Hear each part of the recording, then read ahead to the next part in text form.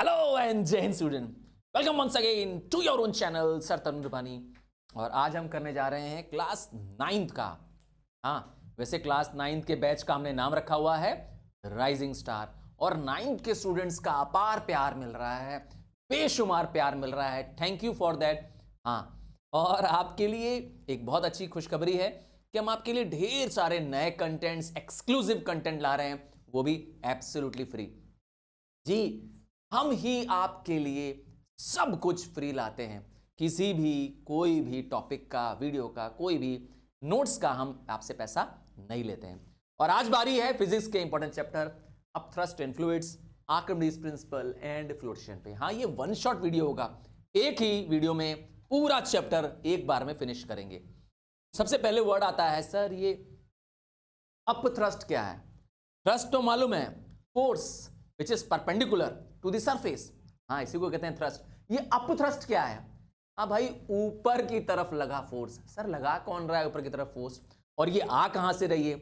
आइए इसी को समझते हैं कि अपथ्रस्ट है क्या। तो जब किसी बॉडी को क्या करते हैं, कहीं डुबाते हैं, किसी लिक्विड में डुबाते हैं, चाहे पूरा डुबा दें जिसे हम कहते हैं होली, चाहे पार्शली इमर्स करें किसी लिक्विड में, तो एक अपवर्ड फोर्स उस पर लगता है। जब आप नहा रहे होते हैं तो आपने बकेट में कभी कोई चीज डुबाने की कोशिश की है? अपनी बाल्टी में अपना जो मग्गा होता है जिससे हम नहाते हैं, मग जिसे हम कहते हैं, उस मग को डुबाने की कोशिश करो। इन्वर्ट कर दो और डुबाने की कोशिश करो, नहीं जाएगा नीचे। ट्राई करके देख लेना मेरे कहने पे। किया हुआ ट्राई, पर थोड़ा सा इन्वर्ट कर दो, टेढ़ा कर दो, थोड़ा और टेढ़ा करो तो उसके अंदर से बबल जाने लगता है, और फिर एयर एंटर कर जाती है साइड से और वाटर घुस जाता है। ऐसा होता है। तो क्या है? अपथ्रस्ट है, जिसकी वजह से क्या हो रहा है, वो आप नीचे भी प्रेस करोगे फिर भी वो क्या हो जाएगा, वो ऊपर चला जाता है। तो ये जो अपवर्ड फोर्स है इसी का नाम है बायोंट फोर्स।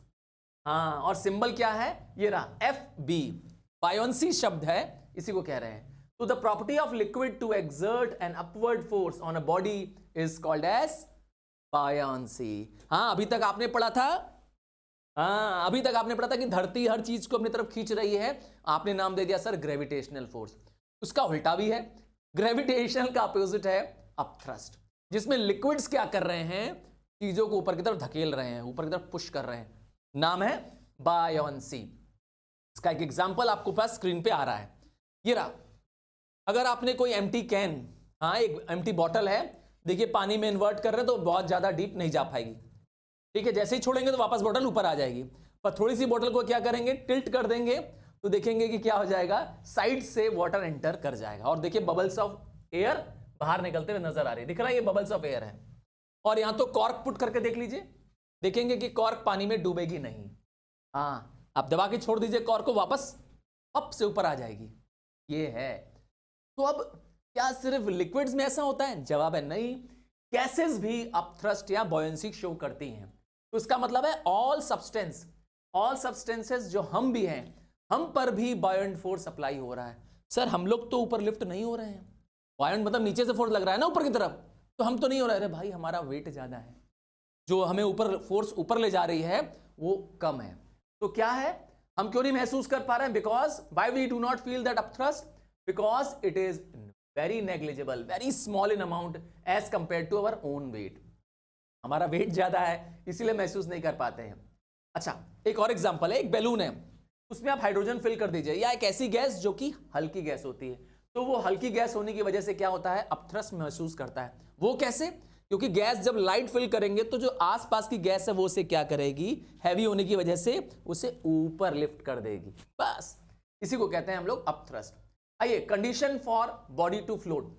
कोई बॉडी पानी में फ्लोट करेगी या सिंक करेगी, दो चीज पे डिपेंड करेगा। पहला चीज, उस बॉडी का वेट क्या है। वेट को हम लोग रिप्रेजेंट कर रहे हैं वर्ड W से, और वेट हमेशा क्या करता है, कहां एक्ट करता है, ग्रेविटी की तरफ, डाउनवर्ड। और दूसरा क्या, किस पे डिपेंड करता है, अपथ्रस्ट पे। अपथ्रस्ट कहां एक्ट करेगा, अपवर्ड। अच्छा, अपथ्रस्ट किस पे डिपेंड करता है मुझसे पूछोगे, तो अपथ्रस्ट डिपेंड करता है सबमर्ज्ड पार्ट। जितना बॉडी का पार्ट हमने क्या किया है, पानी में डुबाया रखा है, that is called as the submerge. इसका मतलब है कि अगर बॉडी होली इमर्स करोगे तो ज्यादा क्या होगा, अपथ्रस्ट होगा। ध्यान दीजिएगा। अब आता है दो कंडीशंस, पहले हम समझते हैं इस डायग्राम से। इस डायग्राम को देखिए, ये एफ बी जो रिप्रेजेंट कर रहा है वो दिखा रहा है आपको अपथ्रस्ट, जो कि दिखा रहा है बॉडी पे अपवर्ड लग रही है, और वेट जो कि डब्ल्यू है वो दिखा रहा है वो डाउनवर्ड लग रही है।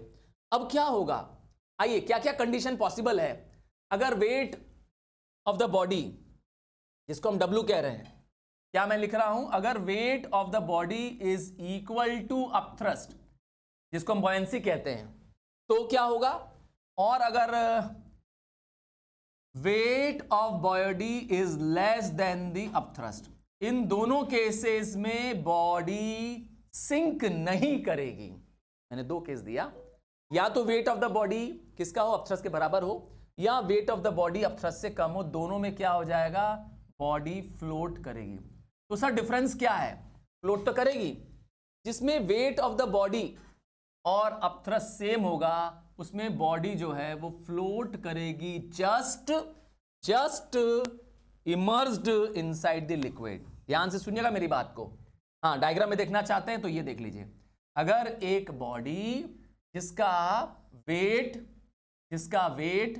किसके बराबर है, अपथ्रस्ट के बराबर है, जितना इसका वेट है उतना ही इसका अपथ्रस्ट है, तो ये बॉडी क्या कर रही है, सिंक नहीं कर रही है। देखिए पानी के अंदर नहीं गई है, बॉडी सिंक नहीं कर रही है, कहां है, पानी के ठीक सरफेस पे बिलो फ्लोट कर रही है।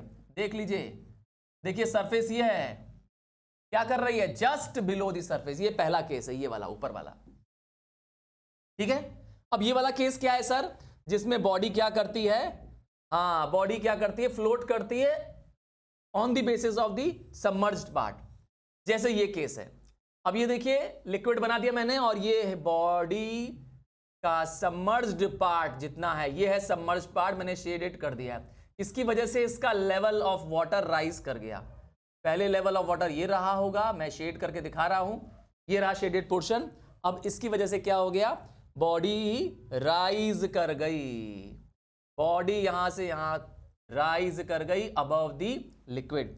ये केस है when the upthrust is greater than the weight of the body. ठीक है, दो केस हो गया इसके अंदर। आइए तीसरा केस देखते हैं। तीसरा केस क्या है, जब बॉडी सिंक कर जाएगी। ध्यान ये देना है कि जब जब बॉडी फ्लोट कर रही है, दो केस में फ्लोट कर रही है, दोनों केस में net force will be downward and will be zero. तो डाउनवर्ड वाला फोर्स होगा वो जीरो होगा, यस जीरो होगा। तभी तो अपथ्रस्ट उसे क्या कर रहा है, नेग्लिजिबल कर दे रहा है।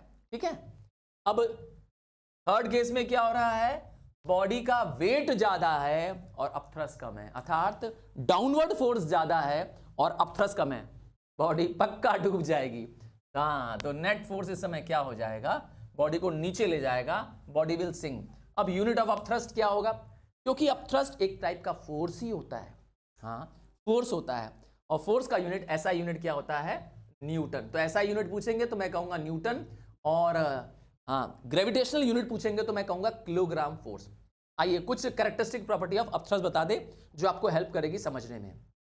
सबसे पहली प्रॉपर्टी है कि जितनी बड़ी वॉल्यूम होगा बॉडी का, ध्यान से सुनिएगा मेरी बात को, जितना बड़ा सरफेस एरिया होगा बॉडी का, जितना ज्यादा वो स्पेस ऑक्यूपाई करती है, उतना ज्यादा अपथ्रस्ट होगा।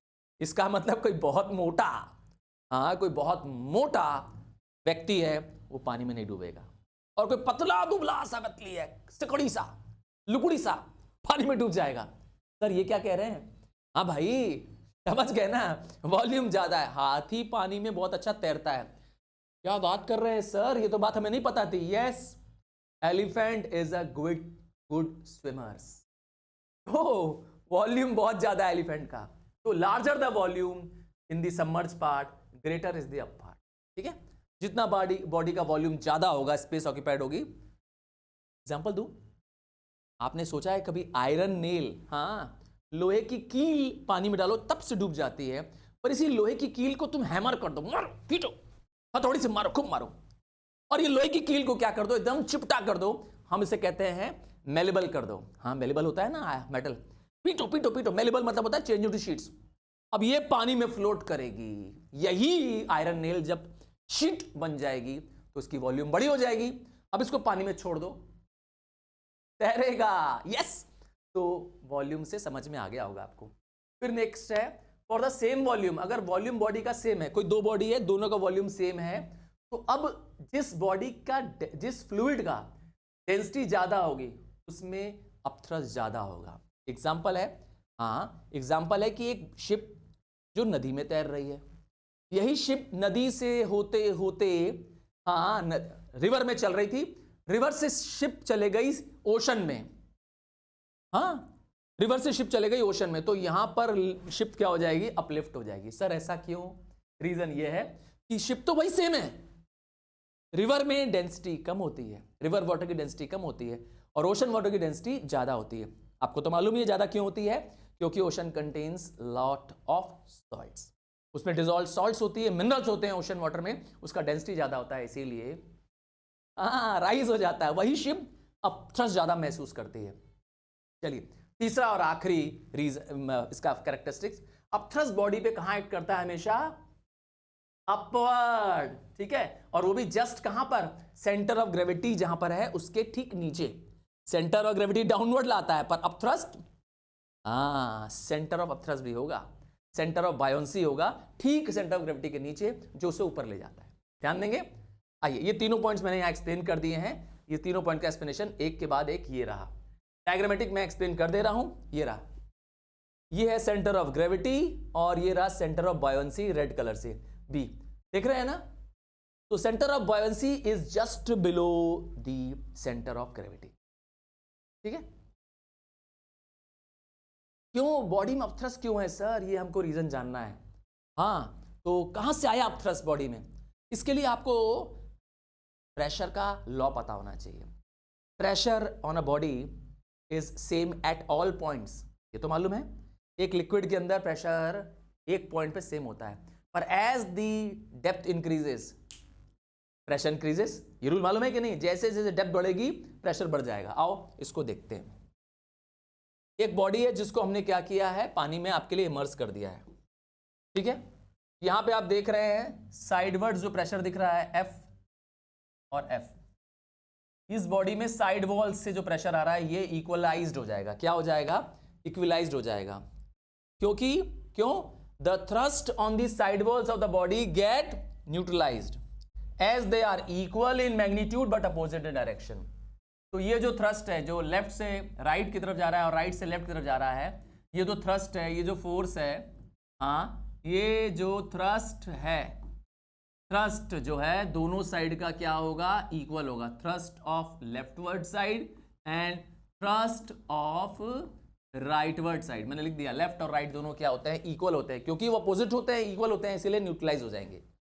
पर आया अपथ्रस्ट कहां से, तो इसको देखिए, प्रेशर P1 देखिए ध्यान से, ये जो प्रेशर P1 है ये जो सरफेस पे लग रहा है, ठीक, ये वाटर का प्रेशर है, यहां से यहां तक की वाटर का प्रेशर है, और यहां वाला जो प्रेशर है जो इस सरफेस पे लग रहा है, लोअर सरफेस पे, दो सरफेस पे लग रहा है, ये जो P2 है, ध्यान से देखिएगा, ये जो P2 है वो ऑलवेज ग्रेटर होगा। सर ग्रेटर क्यों होगा, रीजन बताया था ना, लॉ ऑफ लिक्विड प्रेशर बताया था कि lower is the depth more is the pressure, तो P2 ज्यादा होगा।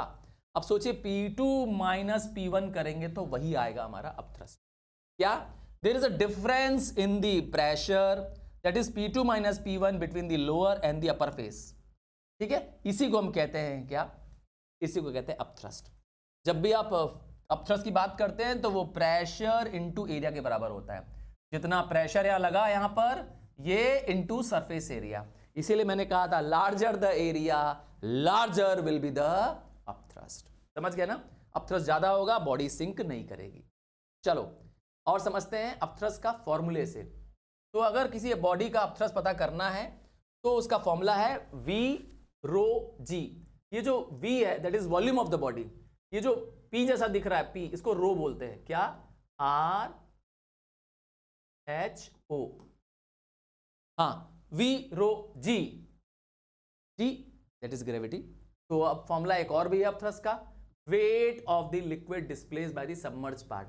जितना बॉडी का पार्ट पानी में डूबा था अगर उसका वेट निकाल दो तो वो भी क्या कहलाएगा, अपथ्रस्ट। एग्जांपल दूं, चलो एक एग्जांपल से समझते हैं। आइए इसी को एग्जांपल से समझते हैं, आइए देखते हैं। यहां देखिए ध्यान से देखिएगा, मैंने आपके लिए एक डायग्राम से समझाना है। एक बॉडी है हमारे पास जिसमें हमने पानी में डुबाया है। ये रहा एक बॉडी है जिसको हम लिक्विड में पानी में डुबा रहे हैं। स्क्रीन पर देखेंगे कि ये बॉडी है एक ऐसी राउंड बॉडी। सबमर्ज पार्ट दिख गया आपको।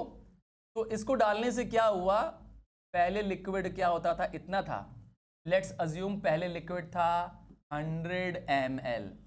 जैसे ही इस बॉडी को इसमें प्लेस किया तो अब लिक्विड कहाँ चला गया, लिक्विड चला गया 100। हाँ जरा देखिए, देखो तो लिक्विड की राइज हो गई लेवल। अब लिक्विड का लेवल राइज हो गया, कितना पहुंच गया, अब लिक्विड का लेवल राइज होकर के 120 ml हो गया। तो ये जो 20 ml ये जो लिक्विड राइज किया, ये जितना ऐड हुआ लिक्विड, वही हमारा क्या है, डिस्प्लेस्ड लिक्विड है। किसकी वजह से है, इस सबमर्ज की वजह से है।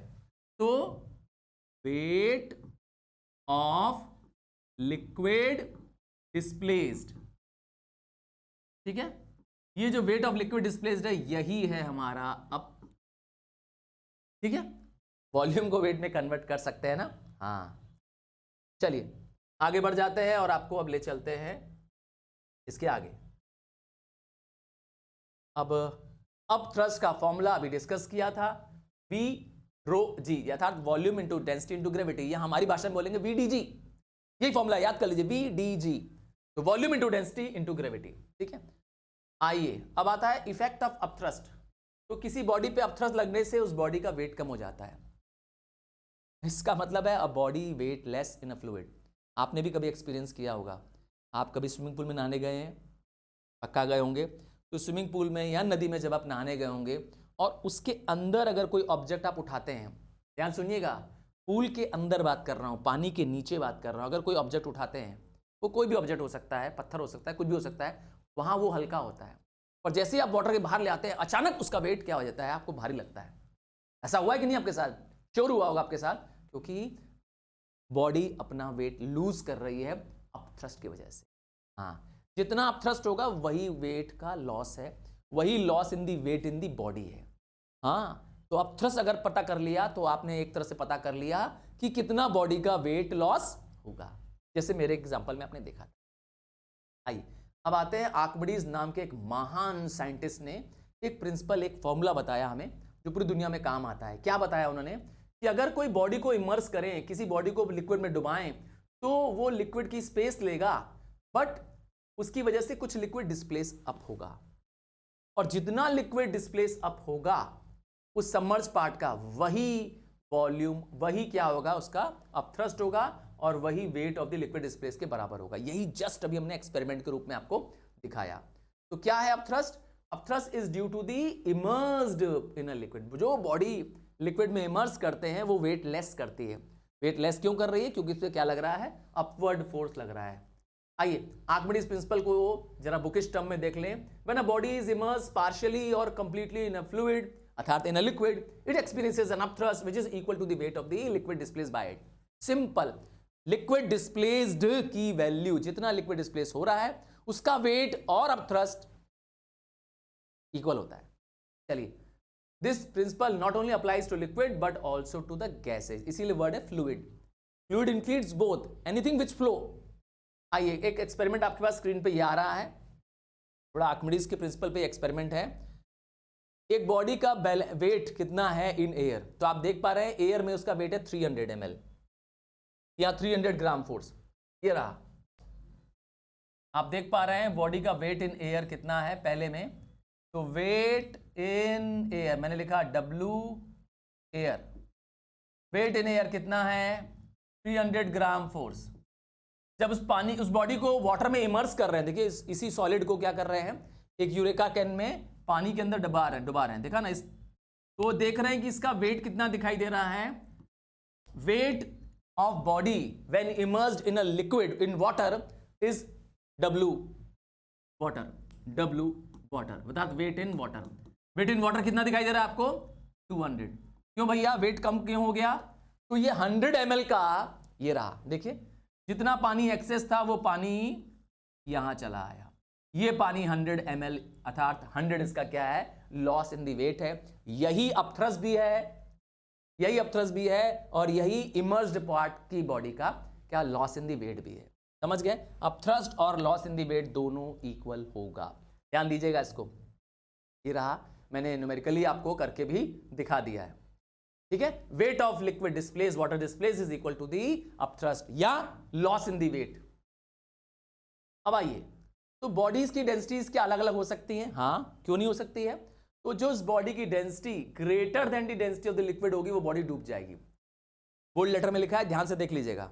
अगर किसी बॉडी की, हाँ कई बार बोला है आयरन नेल्स जो होता है वो सिंक कर जाता है, पर आयरन शिप सिंक नहीं करती है।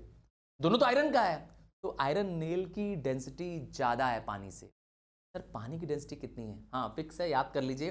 पानी की डेंसिटी है, अगर किलोग्राम में बोलेंगे, किलोग्राम पर मीटर क्यूब में बोलेंगे तो मैं कहूंगा 1000, और ग्राम में बोलेंगे तो 1 ग्राम पर सेंटीमीटर क्यूब। याद कर लेंगे? हाँ, इसको दिमाग में बैठा लीजिएगा। क्या चीज? किलोग्राम में बोलेंगे तो 1000 किलोग्राम पर मीटर क्यूब, ये वाटर की डेंसिटी। तो अगर किसी की ऑब्जेक्ट की डेंसिटी पानी से ज्यादा होगी, वो डूब जाएगा। समझ गए? आइए एग्जांपल से देखते हैं। ये रहा स्क्रीन पे वेट ऑफ द बॉडी, और ये रहा वापस अपथ्रस्ट। तो वेट ऑफ बॉडी ज्यादा है, बॉडी पक्का डूब जाएगी, बॉडी विल सिंक। दूसरे केस में देखिए, वेट ऑफ बॉडी क्या है, अपथ्रस्ट के बराबर है, बॉडी डूबेगी नहीं, बॉडी फ्लोट करेगी, पर इसका नेट फोर्स हमेशा क्या होगा, 0 होगा। और यहां तो बॉडी क्या होगी, बहुत इजीली फ्लोट करेगी। ठीक, क्योंकि यहां पर अपथ्रस्ट ज्यादा है वेट से। ये कंडीशन हम कर चुके हैं। आइए एक एग्जांपल है आयरन नेल वाला और कॉर्क वाला। ठीक है, एक आयरन ले लीजिए और एक कॉर्क ले लीजिए, दोनों का मास सेम रखिए। मतलब आप 10 ग्राम का आयरन नेल ले लीजिए और 10 ग्राम का कॉर्क ले लीजिए। कॉर्क, ध्यान से सुनिएगा मेरी बात को, कॉर्क 10 ग्राम का होगा पर उसका वॉल्यूम बहुत ज्यादा होगा, अर्थात उसकी एरिया बहुत ज्यादा, उसकी सरफेस एरिया ज्यादा होगी, वो पानी में नहीं डूबेगा। पर जैसे ही 10 ग्राम का आयरन नेल रखेंगे जो कि बहुत छोटा सा होगा, बहुत कॉम्पैक्ट सा होगा, टप से पानी में डूब जाएगा। समझ गए?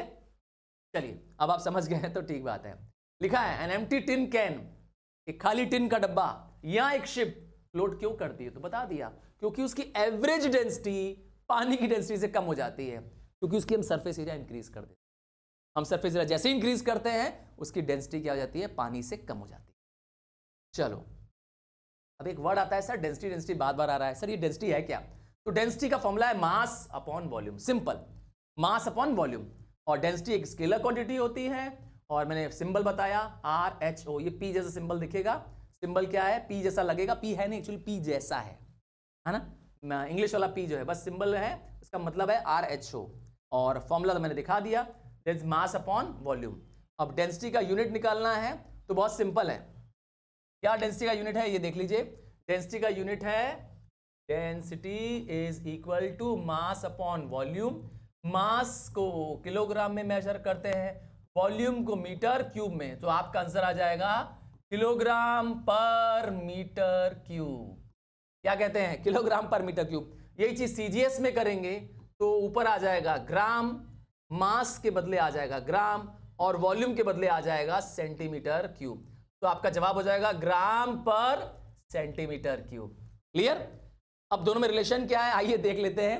रिलेशन ये रहा, 1 किलोग्राम मीटर क्यूब को मुझे क्या करना है, अगर सेंटीमीटर क्यूब में चेंज करना है तो कैसे आएगा?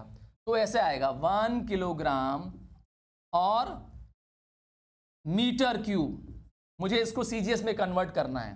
तो 1 किलोग्राम में 1000 ग्राम होता है, ये रहा सर 1000 ग्राम, और मीटर को सेंटीमीटर में चेंज करने के लिए क्यूब है, ध्यान दीजिएगा, क्यूब मतलब 3 बार, तो 100 इंटू 100 इंटू 100, इसीलिए यहां पावर में 3 लगा हुआ है। यहां पर ये 100 का पावर 3, यहां 3 दिखना चाहिए आपको, ठीक है। 1000 अपॉन 100, अब इसमें से 1 2 3 0 कैंसिल हो जाएंगे, आपके पास बचेगा 1 अपॉन 1000 ग्राम पर सेंटीमीटर क्यूब। इसीलिए मैंने कहा था क्या रिलेशन है, किलोग्राम पर मीटर क्यूब का रिलेशन है, ये रहा 1 किलोग्राम पर मीटर क्यूब का ये 1000 जब क्रॉस होकर ऊपर जाएगा तो आपके पास आंसर आ जाएगा। क्या आंसर आ जाएगा? 1 gram is equal to 1000 kilogram. इसीलिए मैंने आपको याद कराया था तो उधर पहले मैंने आपको याद करा दिया था कि यही क्या है पानी के लिए, वाटर का क्या है डेंसिटी है, आप याद कर लीजिएगा, आपको जरूरत पड़ने वाली है इसकी। ठीक है, आगे बढ़ जाएं। आइए, इफेक्ट ऑफ टेम्परेचर क्या होने वाला है। अगर आपने टेम्परेचर इंक्रीज कर दिया तो आप बेसिक रूल जानते हैं कि बॉडी क्या करती है, हीटिंग पे एक्सपेंड करती है, तो एक्सपेंड करेगी तो वॉल्यूम इंक्रीज हो जाएगा, नतीजा उसकी डेंसिटी कम हो जाएगी। ठीक है, और कूलिंग में ठीक क्या होता है, बॉडी कॉन्ट्रैक्ट करती है, कॉन्ट्रैक्ट करेगी तो वॉल्यूम सरफेस एरिया कम हो जाएगी, नतीजा डेंसिटी बढ़ जाएगी। क्लियर, आगे बढ़ते हैं। पानी इसमें एक्सेप्शन बिहेव करता है, पानी एबनॉर्मल बिहेव करता है, पानी ही एक ऐसा सब्सटेंस है जो एनॉमलस बिहेव करता है। इसका मतलब है जब पानी को कूल करना शुरू करेंगे तो कॉन्ट्रैक्ट होने की बजाय वो एक्सपेंड करेगा, पर कब से कब तक, 4 डिग्री से लेकर के 0 डिग्री तक। कहां से कहां तक, 4 से 0 के बीच में एनॉमलस बिहेव करता है। 4 डिग्री से ठंडा करते करते करते पानी जैसे 0 डिग्री तक आता है, वहां तक पानी क्या करता है, उल्टा करता है, एक्सपेंड कर जाता है। जबकि कूलिंग से चीजें क्या होती है, हाँ भाई तुमको ठंड लगती है तो क्या करते हो, सिकुड़ जाते हो कि फैल जाते हो, ठंड लगती है तो क्या करते हो, कंबल में घुस जाते हो और घुस जाते हो अंदर, है ना। पर मैंने कहा पानी उल्टा करता है, एनॉमलस एबनॉर्मल बिहेव करता है। 4 डिग्री से 0 डिग्री पानी क्या करता है, एक्सपेंड करता है। ठीक है, पानी की डेंसिटी कितनी है मैंने अभी याद कराया था, आप याद कर लीजिए, 4 डिग्री पे मेजर की गई है, ये नंबर की नंबर है, आपको याद आएगा। आइए अगला शब्द है रिलेटिव डेंसिटी। रिलेटिव डेंसिटी मतलब होता है जब आप कंपेयर करते हैं density of substance with water. किसी की भी डेंसिटी, यहाँ पे ऑफ होगा, किसी की भी सब्सटेंस की, किसी भी आयरन की, किसी की भी डेंसिटी को अगर पानी से कंपेयर करेंगे, नीचे डिनोमिनेटर में क्या है, देखिए अपॉन है, अपॉन मतलब डिनोमिनेटर में क्या होना चाहिए, पानी होना चाहिए, बस खत्म, इसी को कहते हैं रिलेटिव। हाँ, सिर्फ डेंसिटी नहीं, रिलेटिव डेंसिटी। तो anything, any density of object upon density of water will give you relative density. ठीक है, और यह एक और अच्छी definition, relative density is defined as the ratio of mass of the certain volume of substance. ध्यान दीजिएगा, ratio of mass of volume of substance to equal volume of water. तो एक तरह से और निकाल सकते हैं, वॉल्यूम ऑफ सब्सटेंस जिसकी वॉल्यूम की बात कर रहे हैं अपॉन वॉल्यूम ऑफ वाटर। हर बार किससे कंपेयर करना है, पानी से। जब भी रिलेटिव आता है, रिलेट मतलब होता है कंपेयर करना, क्या, तुलना करना। पर किससे तुलना करनी है, किसी भी वस्तु को अगर पानी से तुलना कर देंगे तो उसकी डेंसिटी क्या बन जाएगी, रिलेटिव डेंसिटी बन जाएगी। अब क्योंकि रिलेटिव डेंसिटी में प्योर रेशियो होता है, अर्थात न्यूमरेटर और डिनोमिनेटर की वैल्यू सेम होती है, दोनों की यूनिट कैंसिल हो जाते हैं, इसीलिए हम कहते हैं प्योर रेशियो है। क्या, प्योर रेशियो है, अर्थात इसमें कोई यूनिट नहीं होती है। क्या रिलेशन है, तो ये रिलेशन समझ लेंगे तो एक फॉर्मूले से समझ में आ जाएगा। ध्यान दीजिए, रिलेटिव डेंसिटी और डेंसिटी का क्या रिलेशन है, तो आपको उसको यहां समझ में आएगा। पहले देखिए, अगर किसी ऑब्जेक्ट की डेंसिटी, रिलेटिव डेंसिटी निकालनी है तो आपने फॉर्मूला बताया density of substance upon density of water, यही फॉर्मूला बताया था आपने। अब ये तो डेंसिटी ऑफ वाटर आपको पहले से ही मालूम था कि अगर आप सीजीएस यूनिट यूज करते हैं तो आप 1 ग्राम पर सेंटर क्यूब यूज करेंगे, याद है ना, और किलोग्राम यूज करेंगे तो 1000। तो ऐसा यूनिट में क्या हो जाएगा, यही चीज हो जाएगी डेंसिटी ऑफ सब्सटेंस, अब वो सब्सटेंस कुछ भी हो सकता है, अपॉन 1000। ये तो हो गया रिलेटिव डेंसिटी और डेंसिटी में रिलेशन। हाँ, आइए और आगे बढ़ जाते हैं, एक एग्जांपल बता देते हैं। अगर कॉपर की डेंसिटी दी हुई है 8.9, ध्यान से देख लीजिएगा, कॉपर की डेंसिटी बोला तो रिलेटिव डेंसिटी बनानी होगी तो क्या करेंगे आप, इसको डिवाइड करेंगे 1 से, 1 ग्राम पर सेंटर क्यूब। क्या बताया था रिलेटिव डेंसिटी का फॉर्मूला, रिलेटिव डेंसिटी का फॉर्मूला बताया था डेंसिटी ऑफ सब्सटेंस, मेरे केस में सब्सटेंस है copper, upon density of water, यही तो फॉर्मूला बताया था मैंने आपको। सब्सटेंस की डेंसिटी को ऊपर, अपॉन वाटर की डेंसिटी को नीचे। तो सब्सटेंस कौन है, कॉपर, कॉपर की डेंसिटी कितनी है 8.9, तो 8.9 ग्राम पर सेंटर क्यूब ऊपर, अपॉन 1 ग्राम पर सेंटर क्यूब। तो ये ग्राम पर सेंटर क्यूब कैंसिल हो जाएगा, बचा रहेगा क्या आपके पास 8.9। तो योर आंसर इज 8.9। देखा रेशियो कैसा है, प्योर रेशियो है, क्योंकि यूनिट यूनिट कैंसिल हो जाएगी। समझ में आ गया। एक और एग्जांपल आपके लिए लिखा है, पर ये मरकरी का लिखा है, पर इसमें किलोग्राम पे है, इसीलिए 1000 से डिवाइड करेंगे। याद करिए, पानी की ऐसा यूनिट 1000 किलोग्राम पर मीटर क्यूब होती है। आइए आर्किमिडीज प्रिंसिपल का भी इस्तेमाल कर सकते हैं इसी फॉर्मूले में। इसके लिए सीधे आप इस फॉर्मूले को देखिए, बाकी थ्योरी आप पढ़ छोड़ सकते हैं। और दूसरा फॉर्मूला डेंसिटी का जो अभी तक अभी आपने यूज किया था डेंसिटी की मदद से, तो wait of body in air upon weight of body in air minus wait of body in water. आम भाषा में बोले, आसान भाषा में बोले तो मेरे केस में क्या हो जाएगा, wait of body in air. Let's assume, एक एग्जांपल देता हूं आपको। एक बॉडी है, हाँ एक बॉडी है, ये है वो बॉडी, इसको एयर में वेट कर रहे हैं। हाँ एक बीम बैलेंस है, इस पे वेट कर दिया, तराजू से इसको बैलेंस कर दिया, तो उसका वेट, इस बॉडी का वेट इन एयर, मैं लिख दे रहा हूं, weight in air 100 gram force. ठीक, एयर में इसको वेट किया बॉडी को तो 100 ग्राम फोर्स है। अब इसी बॉडी को क्या करते हैं, एक बीकर में डुबा देते हैं, ये रहा बीकर, और इस बॉडी को इसमें इमर्स कर देते हैं। हाँ जब इस बॉडी को इसमें इमर्स कर रहे हैं, डुबा रहे हैं, तो हम देख रहे हैं कि इसका वेट चेंज हो रहा है, होगा चेंज, पक्की बात है। ये रहा बॉडी का वेट चेंज हो रहा है। क्या वेट देख रहे हैं जब इसको मेजर कर रहे हैं वेट इसका, तो हम देख रहे हैं कि इसका वेट जो है, जब इसका वेट देख रहे हैं तो वेट, इसका weight in water, weight in water measure किया तो आया 80 ग्राम फोर्स। कितना आया, 80 ग्राम फोर्स। चलिए अब आप बताइए अब थ्रस्ट कितना है। बहुत सिंपल है, अब थ्रस्ट किसके बराबर होता है, लॉस इन वेट के बराबर होता है। अब थ्रस्ट होता है लॉस इन वेट के बराबर। हाँ यहां wait of the liquid displaced के बराबर होता है। तो कहीं डिस्प्लेस लिक्विड तो दिख नहीं रहा है आपको, इसीलिए आप क्या करेंगे, लॉस इन वेट का फॉर्मूला लगाएंगे, weight in air minus weight in water या फ्लूइड। वेट इन एयर में से वेट इन वाटर का वेट माइनस कर देंगे, आपका आंसर आ जाएगा। मेरे केस में वेट इन एयर जो है वो 100 ग्राम फोर्स है, माइनस 80 कर देंगे तो आपका आंसर आ जाएगा 20 ग्राम फोर्स।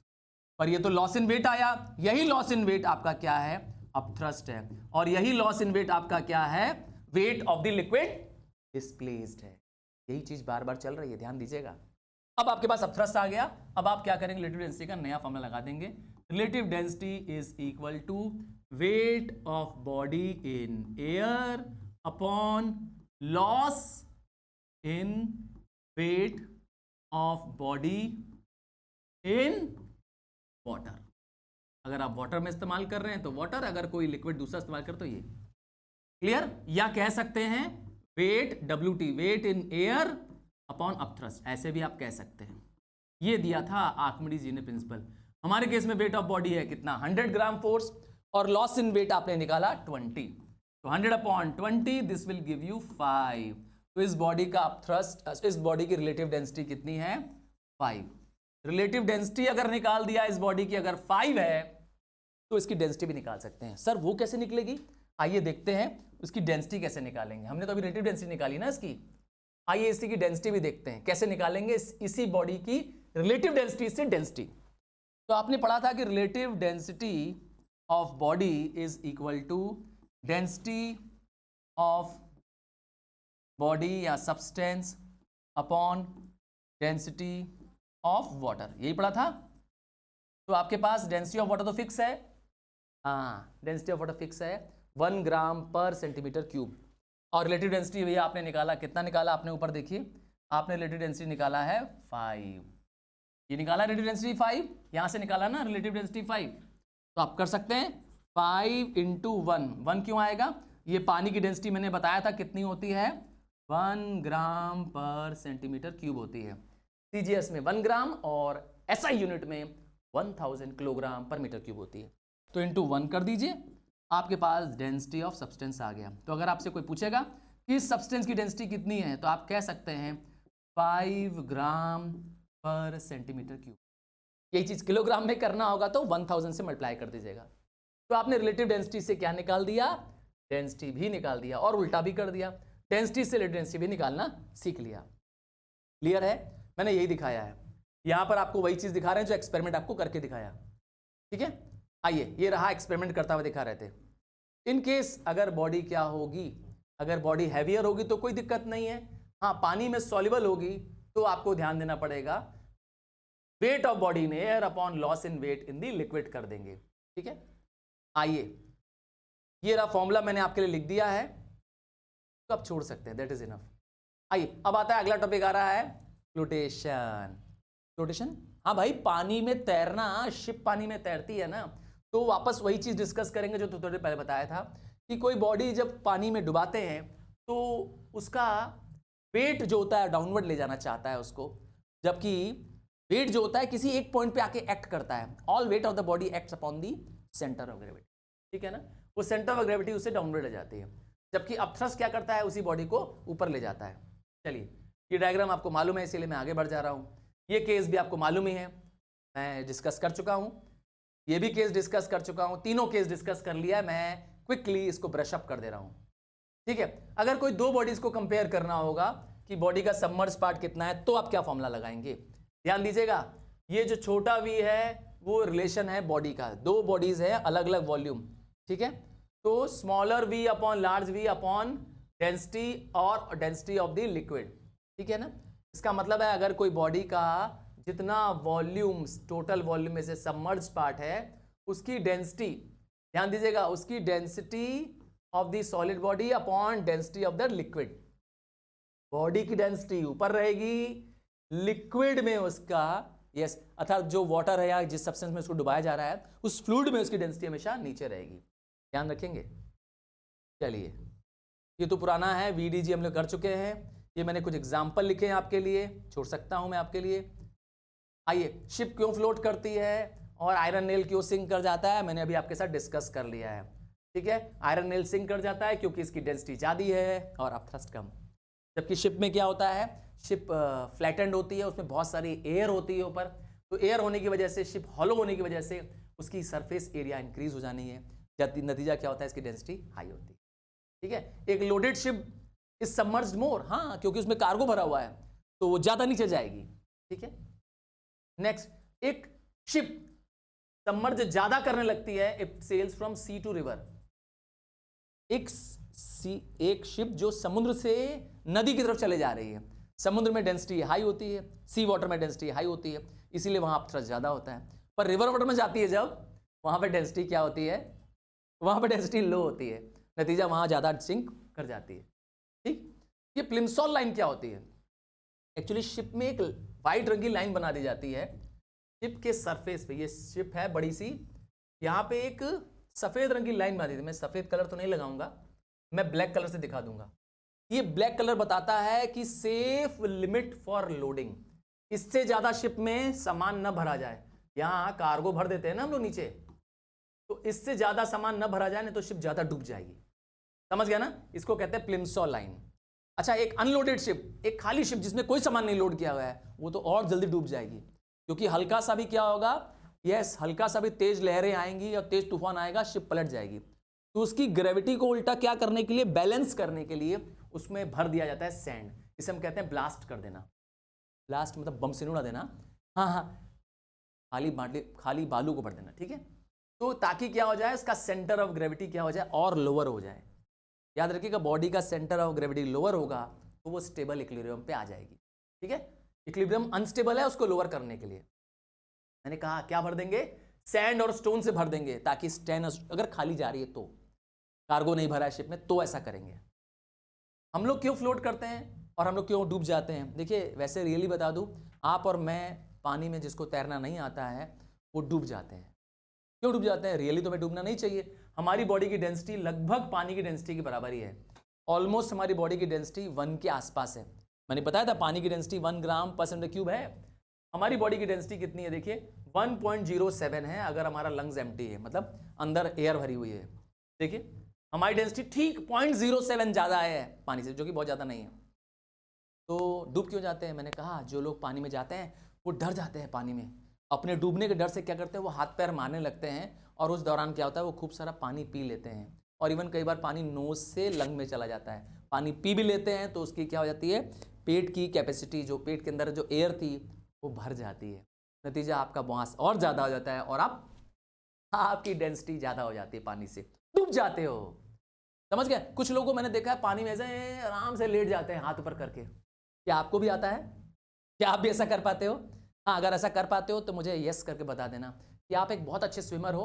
हाँ, जो अच्छे स्विमर होते हैं मैंने देखा पानी में, मैं नहीं करना आता, मुझे नहीं आता, डोंट वरी, मैं अच्छा स्विमर नहीं हूँ, मैं पानी से बहुत डरता हूँ एक्चुअली, हाँ मुझे पर्सनली बता रहा हूँ कि I am not a good swimmer also, पानी में हाँ बैठना अच्छा लगता है पानी के किनारे, बस छपर छपर कर सकता हूँ, स्विमिंग नहीं, हाँ, एक बार मेरी भी पानी में, मैंने भी पानी खूब स्विमिंग करते समय मैंने बहुत पानी पी लिया था, तब से मैंने बंद कर दिया स्विमिंग।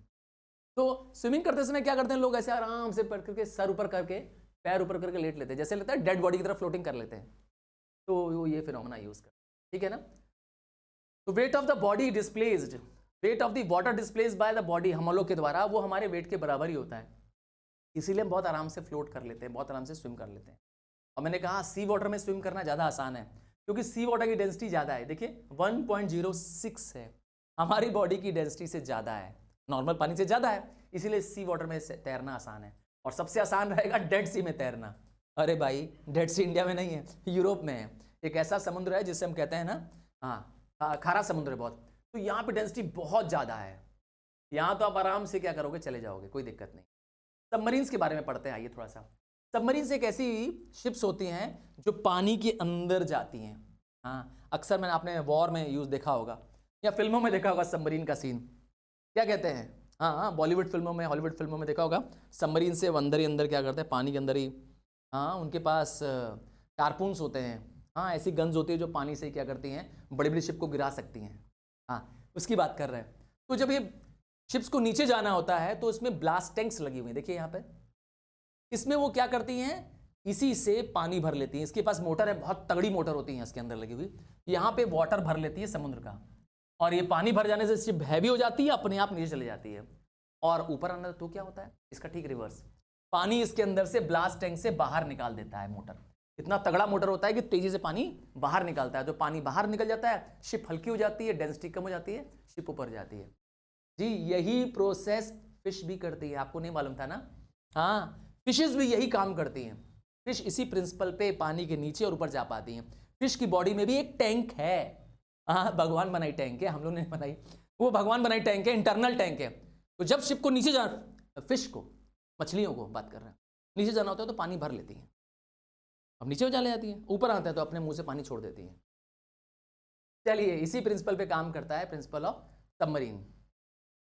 आइसबर्ग्स, जो कि सबसे बड़ा दुश्मन है, मैंने कहा, शिप्स का, समुद्र में जाती शिप्स का। आपको टाइटैनिक तो याद होगी, कभी नहीं भूलेंगे आप लोग टाइटैनिक, हाँ, वो शिप टाइटैनिक वाली याद है ना। हाँ, तो टाइटैनिक के डूबने का वजह यही था, क्योंकि दूर से शिप्स को, टाइटैनिक को, उसका पहला ही सफर था, उसको उसने भाप नहीं पाया कि यह आइसबर्ग है, क्योंकि आइसबर्ग का एक बहुत छोटा सा हिस्सा, हाँ, एक तरह से 1/10 ऑफ द हिस्सा सिर्फ दिखाई देता है, क्योंकि आइसबर्ग की डेंसिटी, हाँ, the density of ice is less than the water, इसीलिए वो फ्लोट करता है। देखिए डेंसिटी कितनी है, 0.9 है, पानी की डेंसिटी से कम है पानी डेंसिटी, इसीलिए फ्लोट करता है। पर इसका बड़ा हिस्सा क्या होता है, नीचे होता है, huge mass of the ice जो पानी में फ्लोट कर रहा होता है। ठीक, आइए, ये तो कुछ एग्जाम्पल है कैसे शिप्स टकरा रही हैं, एग्जाम्पल के रूप में दिखा रहे हैं। आइए हम आगे बढ़ जाते हैं। आइसबर्ग डेंजरस क्यों है, बता दिया, क्योंकि 10% उसका विजिबल होता है, और शिप या शिप के जो कैप्टन्स होते हैं वो अंदाजा नहीं लगा पाते हैं, क्योंकि बहुत लेट हो जाती है ना टर्न करने में, अक्सर टकरा जाती है शिप्स, और टकरा करके क्रैश हो जाती है। फिशेस के बारे में बता दिया कि फिशेस भी क्या करते हैं, फिशेस की बॉडी में भी ब्लास्ट टैंक है। ठीक है, बैलून्स कैसे राइज कर जाते हैं, जिस बैलून में हाइड्रोजन भर देते हैं, हीलियम भर देते हैं, तो मैंने बताया हाइड्रोजन हीलियम एक हल्की गैस है, तो आसपास की जो भारी गैस है वो उसे क्या कर रही हैं, समझ गए, अपलिफ्ट कर दे रही हैं। एक सर्टेन एल्टीट्यूड जाने के बाद क्या होता है, बैलून ऊपर जाने के रुक जाता है, वहां पे क्या होता है, इस बैलून की डेंसिटी और एयर की डेंसिटी वहां पे क्या हो जाती है, इक्वल हो जाती है, क्योंकि ऊपर डेंसिटी कम है, ऊपर एयर कम है ना, तो ऊपर डेंसिटी कम है, समझ गया ना, और वहां जाके एयर बैलून रुक जाता है। और बाद में क्या होता है, नॉर्मली क्या होता है, बैलून अपने जब ये हीलियम और हाइड्रोजन लूज कर जाता है वापस फॉल डाउन कर जाता है। So this brings to the end of the chapter upthrust. हाँ, राइजिंग स्टार नाम का एक डेडिकेटेड लिंक मैंने आप लोगों के लिए बना रखा है, डिस्क्रिप्शन में जाएं, चेक करें, और सिर्फ 9th क्लास का ये डेडिकेटेड लिंक है, जहाँ ये सारे नोट्स आपके पास हमेशा उपलब्ध होते हैं। हमारा ऐप भी है सर तरुण उर्बानी, जहाँ पे आपको ढेर सारे नोट्स मिल रहे होते हैं, वहाँ से जाएं और ये नोट्स भी कॉपी कर सकते हैं। चलिए मिलते हैं अगले लेसन में, बाय फ्रॉम नाउ। लाइक करना, शेयर करना, सब्सक्राइब करना मत भूलना, क्योंकि राइजिंग स्टार एक्सक्लूसिव बैच है ICSE का। Bye from now.